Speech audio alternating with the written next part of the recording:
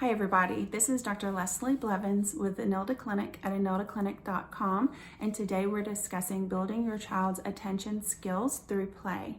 You can easily do this by just sitting down with your child during their normal play activities at home and sportscasting. So pretend you're watching a football game and listening to the sportscaster. They're typically describing everything that you're seeing on the field.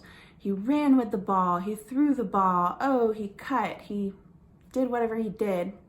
I don't really watch, so I don't know what they say, but I bet you watch, right? Most people do. And so I want you to do that with what your child is doing during their play. Oh, you just put the red Lego connected to the blue Lego. You just set the orange block on top of the green block, and you're really just saying everything that you see. This is a great way to have your child really start to focus in and pay attention to what they're doing.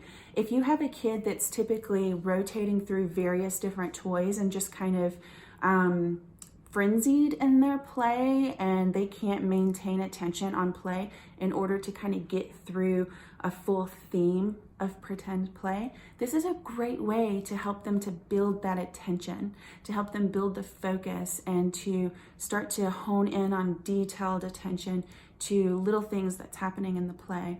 It's building their thinking skills. It's definitely building their language skills. And so this is like a full cognition building way to engage in playtime. Children really love it because it's giving them all of their parents' attention.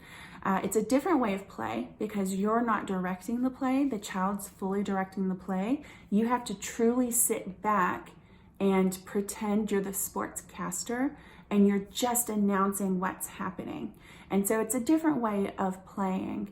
In my therapy sessions, I will say that it typically takes coaching with a parent to really help them to understand that difference. And so if it feels a little bit off, it may be something where you want to get some feedback from a professional. So feel free to always reach out to a therapist in your community to get that feedback. This strategy is typically used through parent-child interaction therapy.